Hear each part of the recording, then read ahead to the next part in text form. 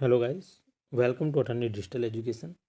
CTET के EVS के chapter 3 के साथ आज हम अवेलेबल हैं। तो चलिए शुरू करते हैं। निम्नलिखित में से कौन सा सही सुमेलित नहीं है, हमें देखना है।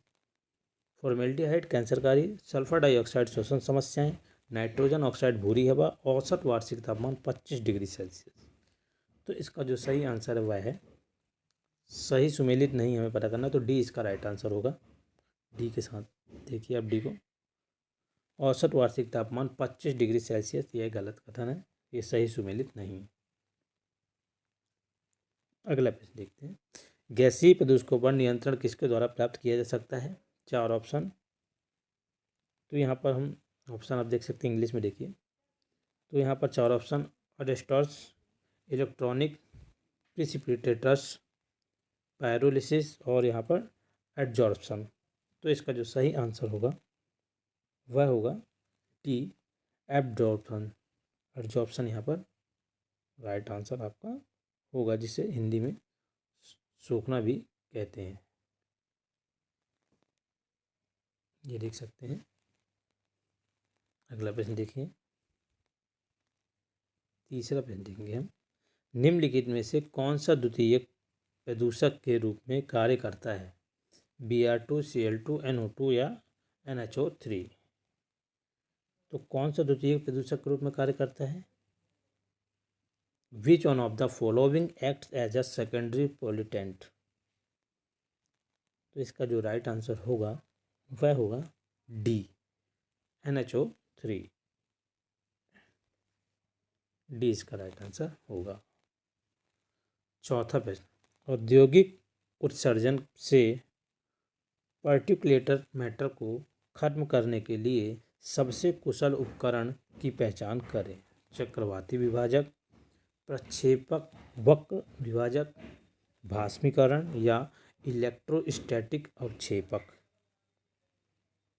तो इसका जो सही आंसर होगा वह होगा डी, इलेक्ट्रोस्टैटिक अवक्षेपक। यह आपका राइट आंसर होगा डी। अगला प्रश्न देखेंगे। पांचवा। सूक्ष्म जीवों और पौधों जैसे जैविक विकल्पों के साथ पर्यावरण की सफाई को कहा जाता है? बायोरेमेडिएशन, बायोटेक्नोलॉजी, बायो वारफेयर या भास्मीकरण। तो जो इसका सही आंसर है वह होगा बायो रेमेडिएशन। ये इसका आपका राइट आंसर कहलाएगा। अब अगला प्रश्न देखते हैं। छठवां। वन क्षेत्र में आधी कमी को देखते हुए दीर्घकालिक आधार पर क्या होने की सबसे अधिक संभावना है?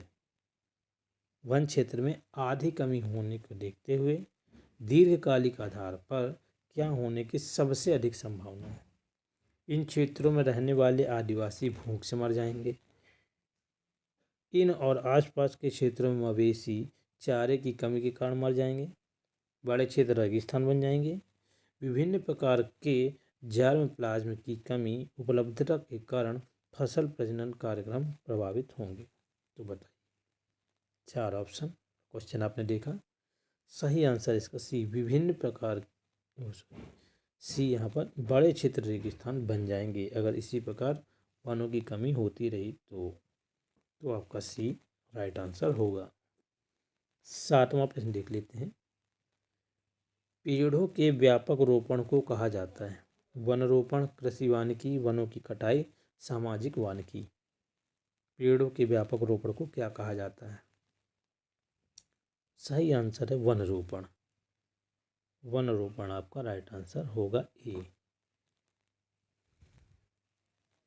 8वां। समग्र ग्रीन हाउस गैस उत्सर्जन को कम करने के लिए उचित उपाय? मॉन्ट्रियल प्रोटोकॉल, पर्यावरण अधिनियम, क्योटो प्रोटोकॉल, पृथ्वी शिखर सम्मेलन की प्रतिबद्धताएं हैं। सही आंसर है इसका सी, क्योटो प्रोटोकॉल। सी आपका राइट आंसर होगा, क्योटो प्रोटोकॉल। अगला प्रश्न देखेंगे। 9वां। भारत में झूम खेती का अभ्यास किया जाता है? उत्तर पूर्वी राज्यों में, दक्षिण पश्चिमी तट पर, दक्षिण पूर्वी तट पर, गंगा के मैदान में। भारत में झूम कीर्ति का अभ्यास कहाँ किया जाता है? सही आंसर इसका ए, उत्तर पूर्वी राज्यों में झूम कीर्ति का अभ्यास किया जाता है। ये आपका राइट आंसर हो जाएगा। 10वां प्रश्न, ओजोन परत वायुमंडल के किस क्षेत्र में बनती है? Mesosphere, stratosphere, troposphere, ionosphere. 4 option. Ozone परत वायुमंडल के किस क्षेत्र में बनती है बताइए, गेस करिए। सही आंसर इसका स्ट्रेटोस्फीयर, बी आपका राइट आंसर हो जाएगा। 11वां देखते हैं, वायुमंडल में कौन सी गैस पराबैंगनी किरणों को रोके रखती है? O2, O3, N2, CH4। बताइए। ऑक्सीजन भी है, कार्बन मोनोऑक्साइड भी है, नाइट्रोजन भी है, मीथेन भी है। 4 ऑप्शन में आपके, इसका जो राइट आंसर है O3। O3 आपका राइट आंसर होगा। 12वां प्रश्न, उत्तरी और दक्षिणी ध्रुवों पर ओजोन की सघनता कम क्यों है? उत्तरी और दक्षिणी ध्रुव पर ओजोन की सघनता कम क्यों है? 4 ऑप्शन। CFC केवल उस क्षेत्र में जमा होते हैं जहां हवा ठंडी होती है। CFC का उपयोग इन क्षेत्रों में सबसे अधिक होता है। CFC जमे हुए जल वाष्प से चिपक जाते हैं और उत्प्रेरक के रूप में कार्य करते हैं। यह अल्ट्रावायलेट किरणें वायुमंडल में अधिक मजबूत होती हैं। 4 कारण, सही गेस करिए इसका कारण। तो आपका जो सही आंसर यह है वह सी, CFC जमे हुए जल वाष्प से चिपक जाते हैं और उत्प्रेरक के रूप में कार्य कर सकते हैं। यह आपका राइट आंसर होगा सी। सी आपका राइट आंसर होगा।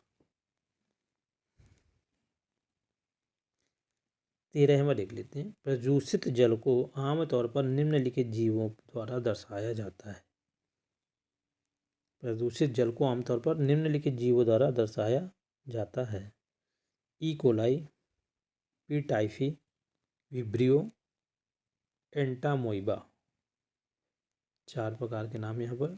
सही आंसर है इसका ए, ई कोलाई इसका राइट आंसर होगा। प्रदूषित जल को आमतौर पर ई कोलाई जीवों द्वारा दर्शाया जाता है। 14वां देखते हैं प्रश्न, पक्षियों के अंडे के छिलके का पतला होना DDT के कारण होता है क्योंकि यह रोकता है। अब किसे रोकता है? 4 ऑप्शन। तो यहाँ पर 4 ऑप्शन में हम देखेंगे, कैल्मोडुलिन, कैल्शियम ATPs, मैग्नीशियम ATPs या कार्बोनिक एनहाइड्रेज। 4 ऑप्शन। सही आंसर है आपका बी, कैल्शियम ATPs। बी आपका राइट आंसर होगा। अगला प्रश्न 15वां, आजकल DDT का पर प्रतिबंध लगा दिया गया है क्योंकि यह बहुत महंगा है, नोट उपलब्ध है, मतलब नॉट अवेलेबल, उपलब्ध नहीं है, यह ज्वलनशील है, आसानी से नष्ट नहीं होता है। तो यहाँ पर 4 ऑप्शन है। इसका जो सही आंसर है वह होगा डी, आसानी से नष्ट नहीं होता है, नॉट डिग्रेडेड इजली। 16वां देखते हैं, झील ए और बी हर तरह से एक समान है सिवाय इनके कि झील ए का तापमान अधिक है। कौन सा कथन सही है? ए में ऑक्सीजन विघटन की दर अधिक है, बी में ऑक्सीजन विघटन की दर अधिक है, दोनों का ऑक्सीजन विघटन समान है, दोनों का BOD समान है। सही आंसर है बी में ऑक्सीजन विघटन की दर अधिक है। राइट आंसर आपका बी कहलाएगा।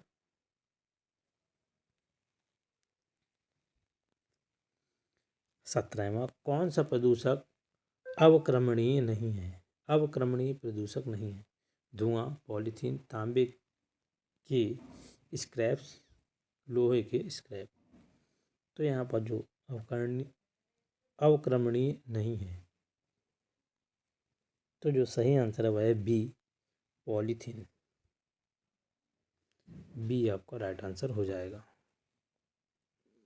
18वां, फ्लोराइड प्रदूषण के कारण क्लोरोसिस या परिगलन होता है। क्लोराइड प्रदूषण के कारण क्लोरोसिस या परिगलन होता है।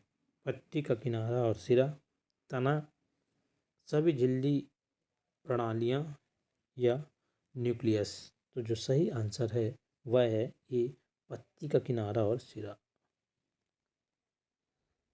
ये आपका राइट आंसर हो जाएगा। 19वां प्रश्न, रेडियोधर्मी प्रदूषकों के निम्नलिखित प्रतिकूल प्रभाव होते हैं। जीन उत्परिवर्तन, हेपेटाइटिस, पोलियो, टीबी। सही आंसर है आपका ए, जीन उत्परिवर्तन, मतलब जीन म्यूटेशन। ये आपका राइट आंसर हो जाएगा। गैर बायोडिग्रेडेबल कचरे में शामिल है। गैर बायोडिग्रेडेबल कचरे में शामिल है डीडीटी, चमड़ा, ऊन या कपास। Non biodegradable waste includes question, और इसके 4 ऑप्शन। सही ऑप्शन है आपका A, DDT. This is non biodegradable. तो आपका डीडीटी राइट आंसर हो जाएगा। थैंक यू गाइस, मिलते हैं इसी प्रकार अगले वीडियो में।